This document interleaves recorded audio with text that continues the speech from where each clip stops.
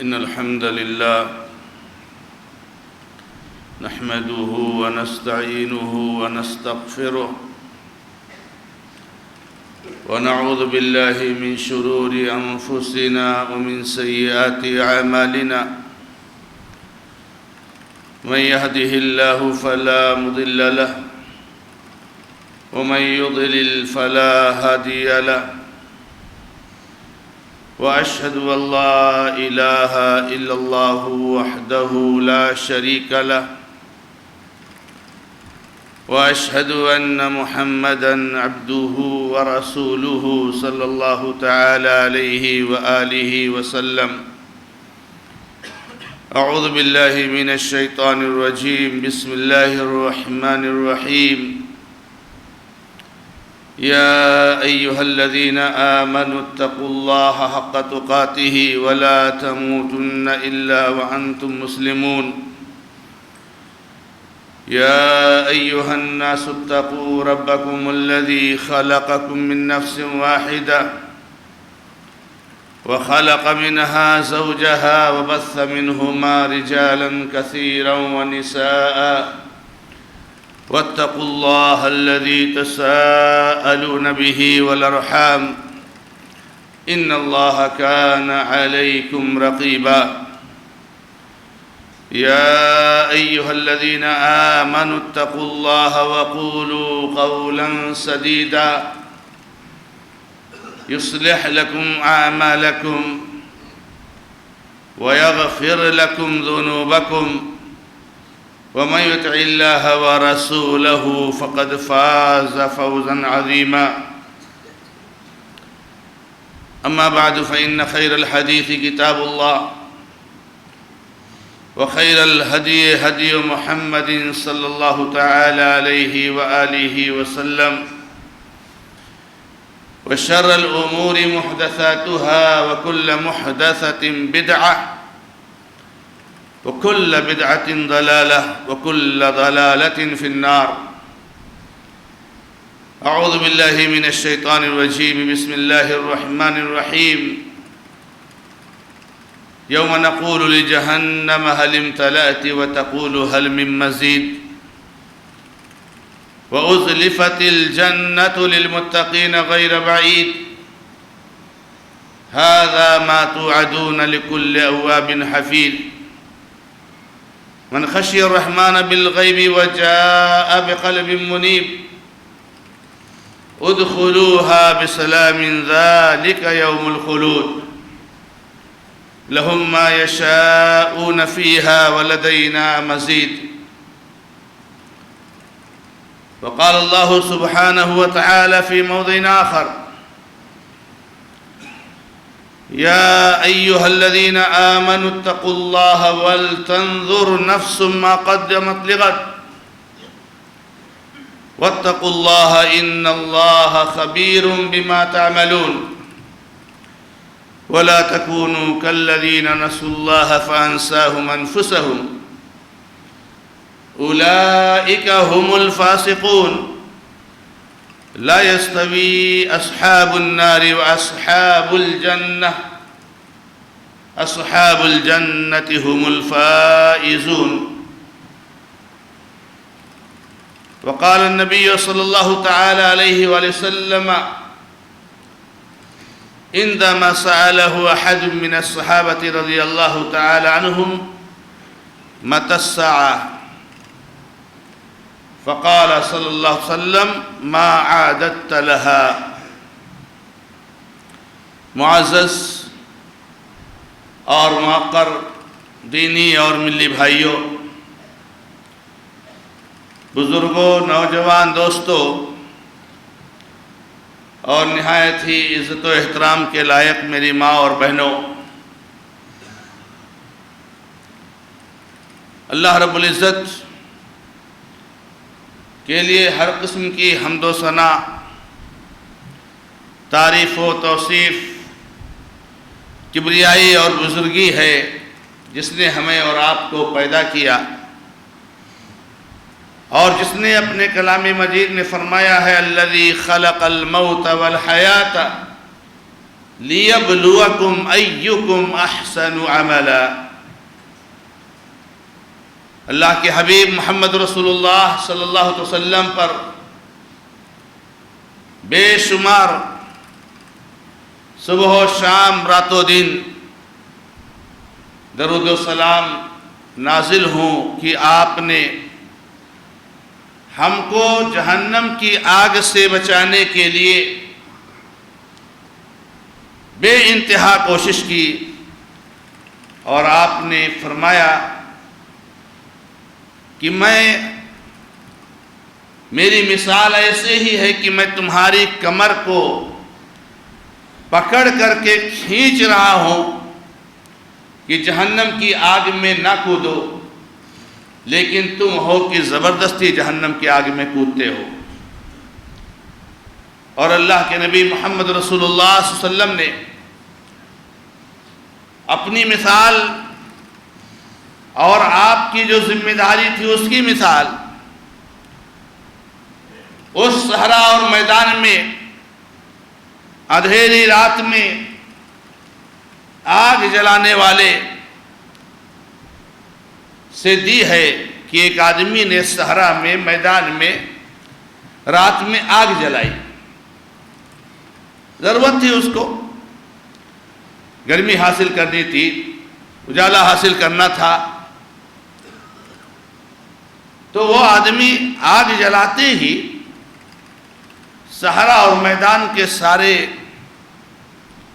حشرات الارض اور یہ پرندے چھوٹے چھوٹے، یہ پتنگے چھوٹے چھوٹے، یہ اس آگ میں کود رہے ہیں، جا رہے ہیں۔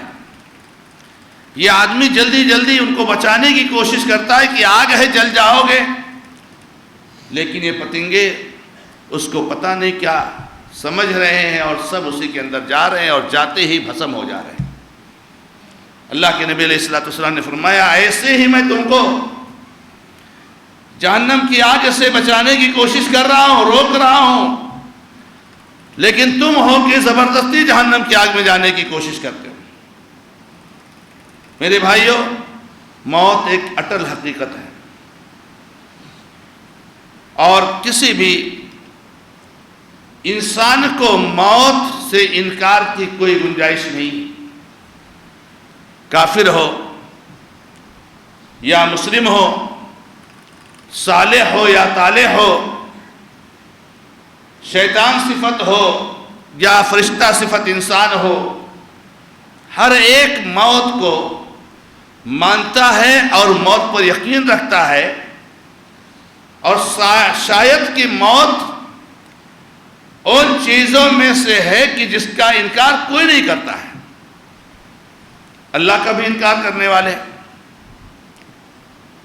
اللہ تبارک تعالیٰ کی توحید کا انکار کرنے والے ہیں، نبیوں کا انکار کرنے والے۔ موت ایک ایسی حقیقت ہے جس کا ہر کوئی جس کو تسلیم کرتا ہے، انکار نہیں کرتا، کیونکہ وہ دیکھ رہا ہے کہ آج تک اس سے کوئی بھاگ نہیں پایا۔ لیکن جو سمجھدار ہیں، جو ہوشیار ہیں، جو عقل مند ہیں، وہ اس موت کے بارے میں غور کرتے ہیں، تدبر کرتے ہیں، سوچتے ہیں کہ یہ موت ہے کیا، اور موت کے بعد کیا ہوتا ہے۔ تو وہاں جس کی رہنمائی شریعت کی نگاہ میں اور شریعت کی روشنی میں ہو جاتی ہے، وہ آدمی اپنی اس زندگی کی حقیقت کو جان لیتا ہے۔ اللہ تعالیٰ نے فرمایا کہ اللہ رب العزت نے زندگی اور موت کو پیدا کیا تاکہ تمہیں آزمائے کہ تم میں سے کون زیادہ اچھا ہے عمل کرنے کے اعتبار سے۔ یہ زندگی اور موت ہمارے عمل صالح اور عمل طالح، اچھے اور برے کی آزمائش کے لیے ہے۔ میرے بھائیوں، انسان جب مر جاتا ہے تو اس سے سوالات کیے جاتے ہیں، اس زندگی کے بارے میں پوچھا جاتا ہے کہ آپ نے زندگی میں کیا زندگی گزاری ہے، آپ کا دین کیا ہے، آپ کا رب کیا ہے، آپ کے اس نبی کے بارے میں، اس آدمی کے بارے میں جو تمہاری طرف مبعوث کیے گئے تھے صلی اللہ علیہ وسلم، ان کے بارے میں عقیدہ کیا ہے؟ یہاں سے انکار کا اور اقرار کا سلسلہ شروع ہو جاتا ہے۔ تو میرے بھائیوں، جو موت ہے یہ انسان کے لیے بہت بڑی عبرت اور نصیحت کی چیز ہے۔ اسی لیے کہا جاتا ہے کفا بالموت واعظا، کہ موت سے بڑھ کر کے کوئی چیز نصیحت والی نہیں۔ آپ کتنا میرے بھائیوں لا کوشش کر لیں، کتنا اپنے بچاؤ کے لیے کوشش کر لیں، کتنا آپ شیش محل دروازوں میں بند ہو جائیں، لیکن موت آ کر کے رہے گی۔ اینما تکونوا یدرککم الموت ولو کنتم فی بروج مشیدہ۔ تہخانوں کے اندر تہخانے، اس کے اندر تہخانے بنا لو اور بہت مضبوط کر لو، لیکن موت کے فرشتے کو آج تک نہ کوئی روکنے والا پیدا ہوا ہے اور نہ پیدا ہوگا۔ جب اللہ رب العزت کا حکم آ جائے گا تو وہ آپ کے تہخانے کے اندر، تہخانے میں کیسے آپ تک پہنچ جاتا ہے آپ کو محسوس بھی نہیں ہوگا۔ اس لیے انسان کو موت سے بچنے کی بہت زیادہ تڑپ رکھنے کی اور بہت زیادہ حرص رکھنے کی ضرورت نہیں ہے۔ آج نہیں آئے گی، 10 سال بعد آئے گی، 2 سال بعد آئے گی، چھٹکارا نہیں ہے۔ ضرورت اس بات کی ہے کہ انسان مرنے کے بعد کی زندگی کے بارے میں وہ ہوشیار ہو، جس کے بارے میں اللہ رب العزت نے فرمایا ہے کہ اے مومنو، اللہ تبارک و تعالی کا تقوی اختیار کرو اور یہ غور کرو، یہ سوچو، اس کا محاسبہ کرو، اس کو چیک کرو، اس کا جائزہ لو کہ تم نے مرنے کے بعد والی زندگی کے لیے کیا تیاری کی۔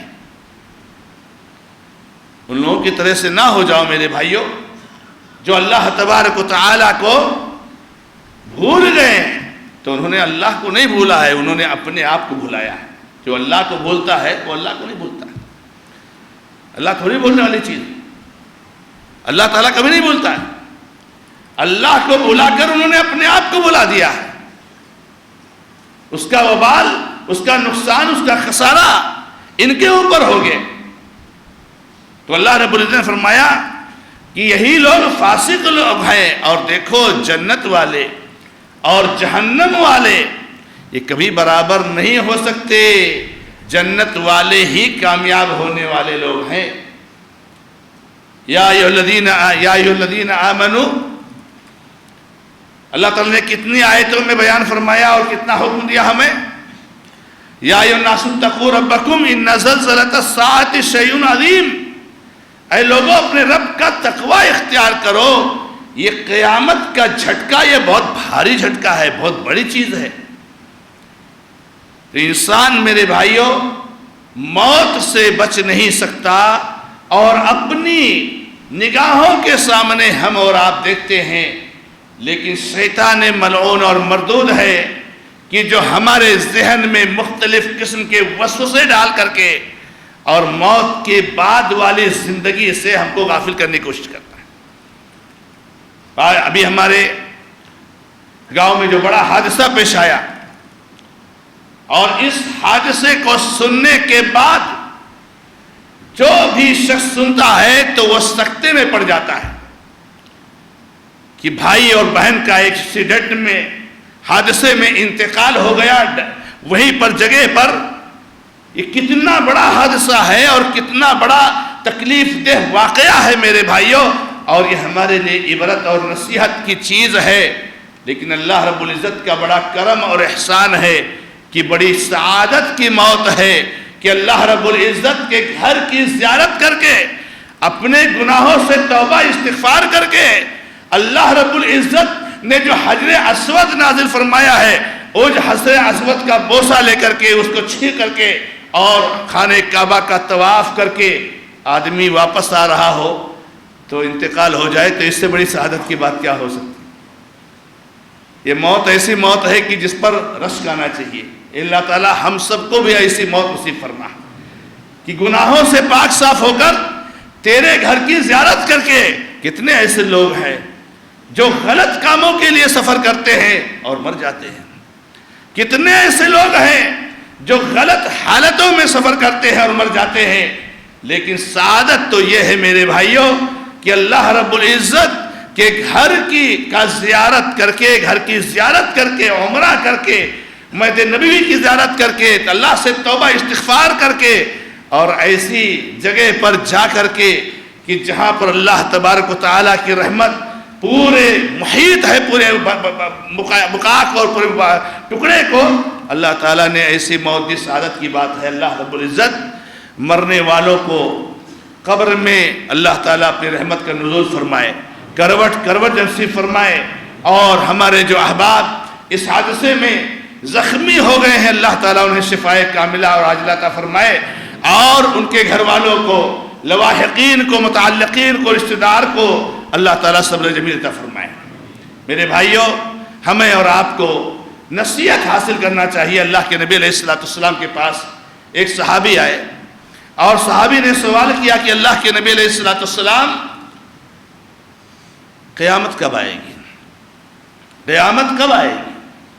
بہت سارے لوگ قیامت کے بارے میں زیادہ فکر رکھتے ہیں کہ قیامت کب آئے گی، حالانکہ اس کی زیادہ فکر رکھنے کی ضرورت نہیں ہے، کیونکہ قیامت تو روز آ رہی ہے۔ قیامت تو روز آ رہی ہے۔ قیامت کہا ہے علماء نے کہ قیامت صغریٰ اور قیامت کبریٰ، دو قیامت ہے، ایک چھوٹی قیامت، ایک بڑی قیامت، اور چھوٹی قیامت سے مراد موت ہے، روزانہ قیامت آ رہی ہے۔ اور اس قیامت میں اور اس قیامت میں فرق کیا ہے میرے بھائیوں؟ فرق صرف اتنا ہے کہ اس قیامت میں پوری دنیا تباہ ہو جائے گی، پوری دنیا ختم ہو جائے گی، اور اس قیامت میں ایک کر کے آدمی رخصت ہوتے جاتے ہیں، ایک ایک کر کے ختم ہوتے جاتے ہیں۔ اب اگر ایک آدمی مر گیا میرے بھائیوں تو اس کی تو موت واقع ہو گئی، اس کے حساب اور کتاب کا سلسلہ تو شروع ہو گیا، اس کے عذاب اور رحمت کا سلسلہ تو شروع ہو گیا۔ تو میرے بھائیوں، اللہ کے نبی علیہ السلام نے اس سے پوچھا، جب کہا کہ قیامت کب آئے گی، آپ نے سوال کیا کیا؟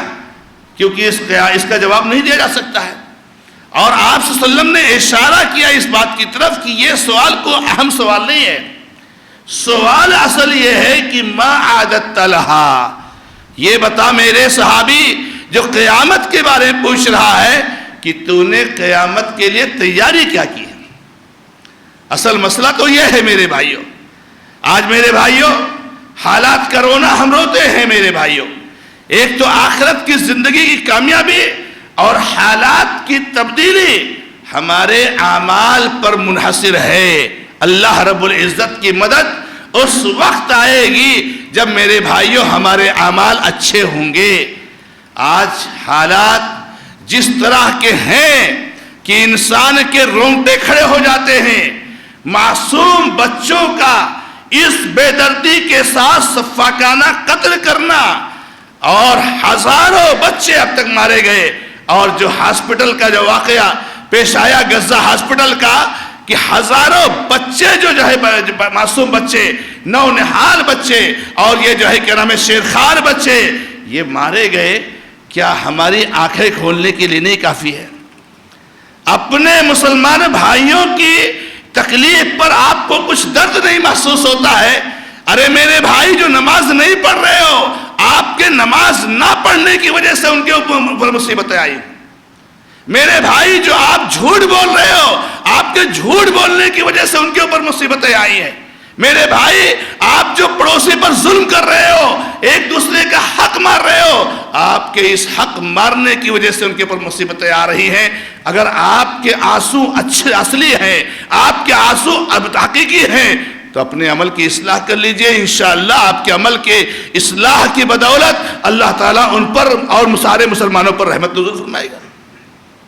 کب سوچیں گے ہم میرے بھائیوں؟ ہم تو یہ کہتے ہیں الحمدللہ، ایک طرف تو جو ہم کو یہ دکھ ہوتی ہے کہ ہمارے نونہال بچے جاتے ہیں، لیکن دوسری طرف اللہ تعالیٰ نے قرآن کریم میں اشارہ فرما دیا ہے کہ ہمارے نونہال بچے جاتے ہیں تو کہاں جاتے ہیں؟ ان کو ڈائریکٹ اللہ رب العزت جنت میں داخل کر دیتا ہے، یہ سب کو معلوم ہے میرے بھائی۔ اس کو جب سنتے ہیں تو خوشی ہوتی ہے۔ دنیا کے مسائل، دنیا کی تنگیاں، دنیا کی پریشانیاں، دنیا کے فتنے، یہ نونہال بچے ان فتنوں سے محفوظ ہو جاتے ہیں، اور یہ ڈائریکٹ اللہ رب العزت ان کو جنت میں داخل کر دیتے ہیں۔ اللہ کے نبی علیہ السلام نے ایک موقع پر کہا تھا، کسی موقع پر، غزوہ کے موقع پر، جب کافروں نے جو ہے کوئی نعرہ لگایا تھا تو اللہ کے نبی علیہ السلام نے اس نعرے کا جواب اس سے دیا تھا جو اس کی طرف اشارہ ہوتا ہے کہ قتلاکم فی النار قتلانا فی الجنت وقتلاکم فی النار۔ کیا نعرہ لگا رہے ہو؟ ہمارے جو لوگ مارے جاتے ہیں یہ سب جنت میں جاتے ہیں۔ اللہ تعالیٰ سب کو شہید کا مقام عطا فرمائے۔ ہمارے جو مارے جاتے ہیں اللہ تعالیٰ ان کو جنت میں دیتا ہے، اور تمہارے جو لوگ مارے جاتے ہیں سیدھا جہنم میں جاتے ہیں۔ خسارے میں کون ہے؟ نقصان میں کون ہے؟ گھاٹے میں کون ہے؟ تو میرے بھائیوں، اللہ تعالیٰ نے تو ہمیں یہ انعام اور یہ جو ہے کیا نام ہے اجر کی تلقین فرمائی ہے، خوشخبری دی ہے، لیکن میرے بھائیوں ظلم اور زیادتی سے بچنے کے لیے ہم خود ظلم اور زیادتی سے بچیں۔ اللہ پر ظلم کریں گے، کتنا بڑا ظلم ہے بتاؤ، کتنا بڑا ظلم ہے کہ ہمارا ایک بھائی مسجد کے بغل میں رہتا ہے اور بلکہ کبھی ہوٹلوں پہ بیٹھ کر چائے کی چسکیاں لے رہا ہوتا ہو، اور یہاں جماعت کھڑی ہوتی ہے اور وہ چائے پی رہا ہوتا ہے۔ کیا حالت ہوگی اور مسلمانوں پر کیا برسے گا میرے بھائیوں؟ ارے ہونا تو یہ چاہیے میرے بھائیوں کہ اذان ہوئی، حی علی الصلاۃ حی علی الفلاح کی آواز آئی، آپ نے چھوڑ کر کے مسجد میں آ گئے اور فوراً جو ہے اللہ رب العزت کے لیے نمازیں ادا کی۔ اس کو اسلام کہا جاتا ہے۔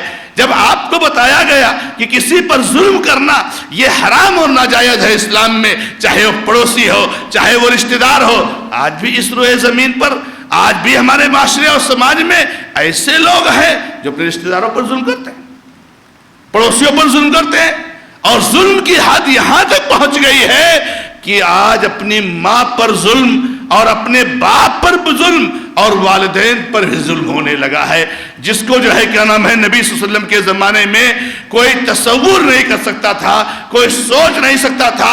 اسی لیے نبی صلی اللہ علیہ وسلم نے جب ایک موقع پر کہا کہ لوگوں، سب سے بڑا گناہ، سب سے بڑے گناہوں میں سے ایک گناہ کیا ہے؟ ماں باپ کو الٹا سیدھا کہنا، ماں باپ کو سخت سست کہنا، ماں باپ کو گالی گلوچ کرنا۔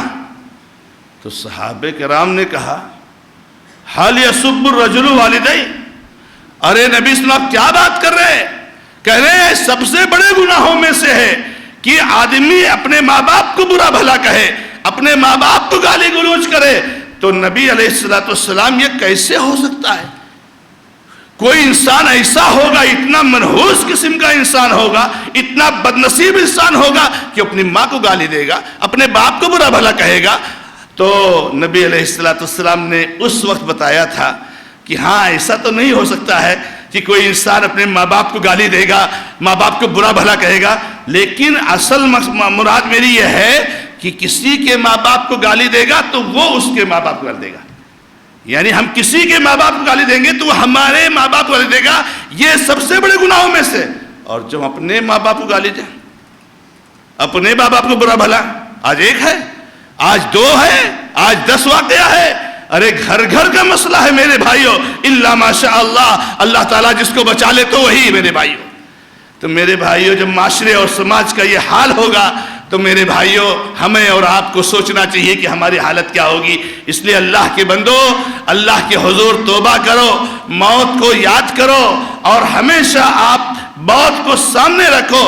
ابھی ایک پل بعد موت ہو جائے گی، ابھی ایک پل بعد موت ہو جائے گی، کس کی باری ہے کس کو معلوم ہے؟ اللہ رب العزت کے سوا کسی کو نہیں معلوم ہے۔ انسان کو یہ چیز اپنے نظر میں رکھ کر کے زندگی گزارنی چاہیے۔ اللہ رب العزت سے دعا ہے کہ رب العزت ہمیں اور آپ کو سب کو موت کی فکر کرنے اور موت کے بعد کی زندگی کی تیاری کرنے کی توفیق عطا فرمائے، اور اللہ تعالی ہمیں توبہ اور استغفار کرنے کی توفیق عطا فرمائے۔ بارک اللہ لی ولکم فی القرآن الکریم ونفعني وإياكم بالآیات والذکر الحکیم انہ تعالی جواد کریم علیکم رؤوف رحیم.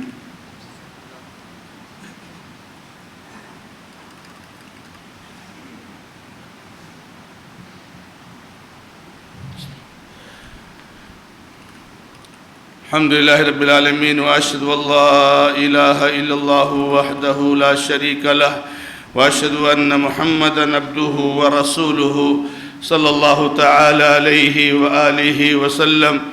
أعوذ بالله من الشيطان الرجيم. بسم الله الرحمن الرحيم. إن الله وملائكته يصلون على النبي يا أيها الذين آمنوا صلوا عليه وسلموا تسليما. اللهم صل على محمد وعلى آل محمد كما صليت على إبراهيم وعلى آل إبراهيم إنك حميد مجيد. اللهم بارك على محمد وعلى آل محمد كما باركت على إبراهيم وعلى آل إبراهيم إنك حميد مجيد. ربنا ظلمنا أنفسنا وإن لم تغفر لنا وترحمنا لنكونن من الخاسرين. ربنا آتنا في الدنيا حسنة وفي الآخرة حسنة وقنا عذاب النار. ربنا لا تزغ قلوبنا بعد إذ هديتنا وهب لنا من لدنك رحمة إنك أنت الوهاب. اللهم اغفر لنا وللمؤمنين والمؤمنات والمسلمين والمسلمات. اللهم احفظ إخواننا المستضعفين في فلسطين. اللهم احفظ إخواننا المظلومين في فلسطین. اے اللہ ہمارے مظلوم بھائیوں کی مدد فرما. اے اللہ ہمارے بچوں کی حفاظت فرما. اے اللہ ہمارے عورتوں کی حفاظت فرما. اے اللہ ان کے گھروں کی حفاظت فرما. ان کی عزت و ناموس کی حفاظت فرما. اے اللہ یہ بھوکے ہیں ان کو کھانا کھلا دے. یہ پریشان حال ہیں ان کی پریشانی کو دور کر دے. یہ خوف اور رعب میں ہیں. اے اللہ تو ان کو امن و امان عطا فرما دے. اے اللہ مسجد اقصیٰ کی حفاظت فرما. اے اللہ تو مسجد اقصیٰ کی حفاظت فرما. اے اللہ ہمارے گناہوں کی وجہ سے ہمیں تو ہلاک نہ کر. اے اللہ ہمارے گناہوں کی وجہ سے تو ہمیں ہلاک نہ کر. ہم تجھ سے استغفار کرتے ہیں توبہ کرتے ہیں اور ہمارے گناہوں کو تو معاف کر دے. ہماری توبہ قبول فرما لے. ربنا تقبل منا انك انت السميع العليم وتب علينا انك انت التواب الرحيم. اقول قولي هذا واستغفر الله لي ولكم سائر المسلمين فاستغفروه انه الغفور الرحيم. الحمد لله رب العالمين.